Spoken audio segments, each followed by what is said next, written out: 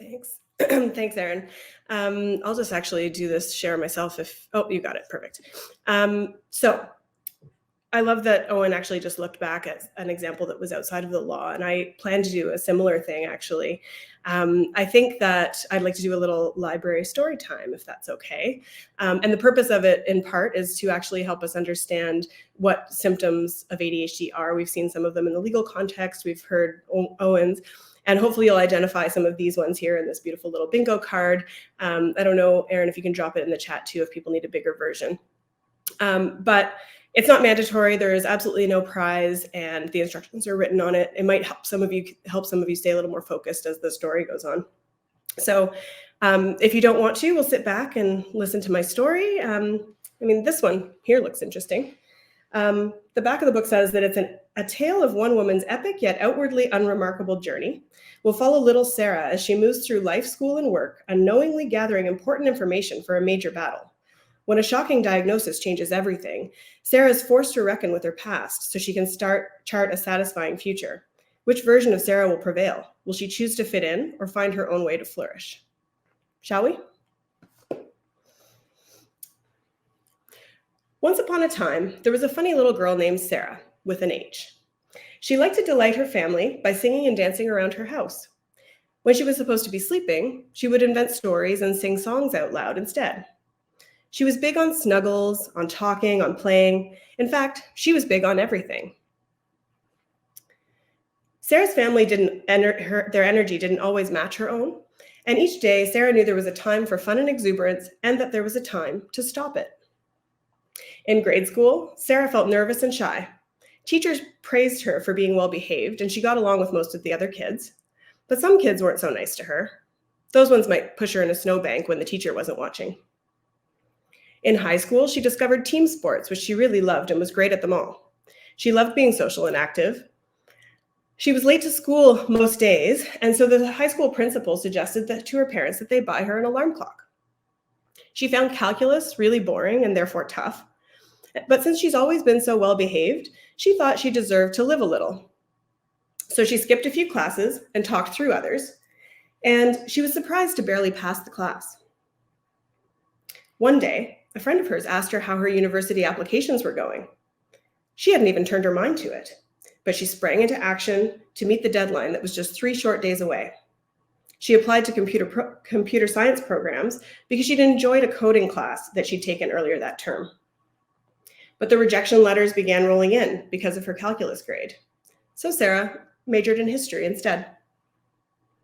Afterwards, she applied to law school because what was she going to do with a history degree, she thought. And she liked to debate, so she thought she'd make a good lawyer. She got in, barely, but that's another story of her resourcefulness. She worried she wasn't smart enough, and so she compensated by reading her textbooks. But after being highly ranked at the midterm, she decided that effort was entirely unnecessary.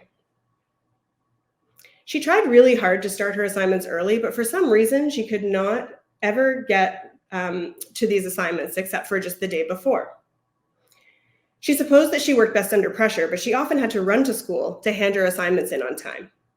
Her friends seemed to have it all together, and they wondered why her summaries were never done until exam day. Sarah graduated, regular cum laude, which satisfied her perfectly fine. She articled at a big law firm who probably hired her because she wore a black suit to her interview. But firm life puzzled Sarah. Like when her urgent weekend work became irrelevant on a Friday night, but no one remembered to tell her. She'd ask questions like, why aren't students allowed in the lawyer's lounge? Or why can't I give this document directly to the partner? The lawyers didn't much like her questions, and she found their answers illogical.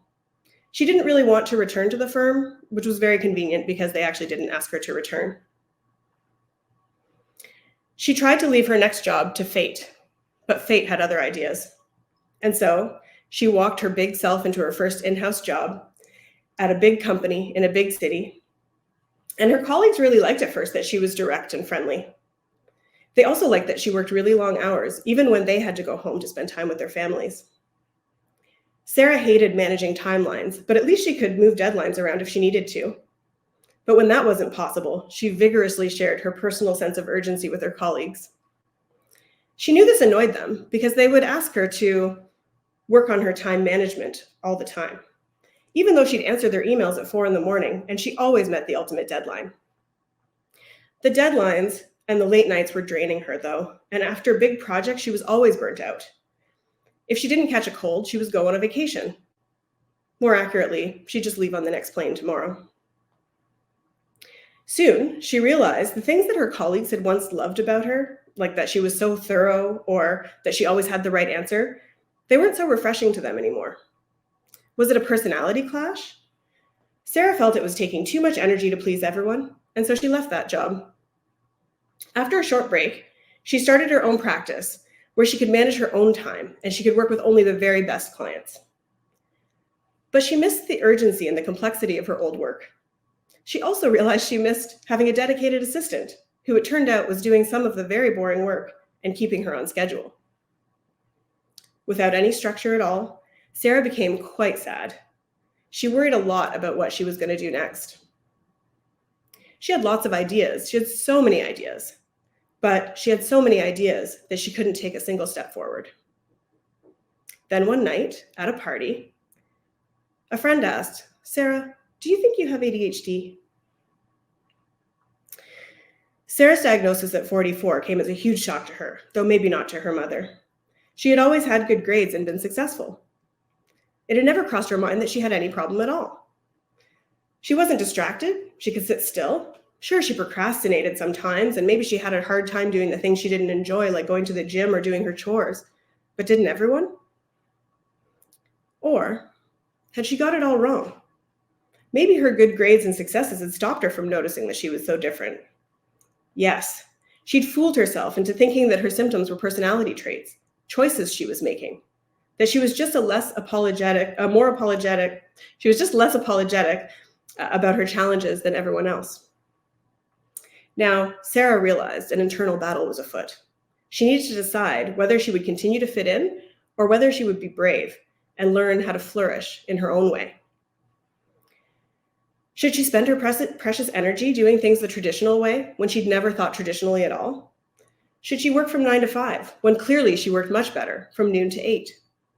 Did she have to accept that she would never enjoy doing legal research and do it anyway, when she was really meant to write silly stories and share them with her friends on Zoom? Was she failing when she refused to do things that bored her, or was she really just making the best use of her time and talents? Was she wrong to like herself just the way she was? Tune in next November for installment 2 of the story of Fit and Flourish. Just kidding. But I am going to stop a little bit abruptly here, because it turns out Sarah's story is not over yet.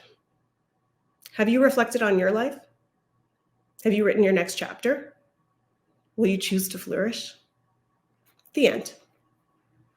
Yeah, when you talk about this time management thing and having the words to describe it, I think, in my speaking, one of the big themes I talk about is curiosity, because actually you should work on your time management is completely subjective and absolutely useless feedback. Getting curious and asking, what can I do to support you to manage your time, is an absolute game changer, especially for people with ADHD. And as Annie pointed out, these are things that actually help every single person. How can I support you to do X, rather than just making an assumption about how someone operates? And like you said, you probably didn't even know at one point that you had ADHD or that your experience was any different from anybody else's. That was certainly my experience.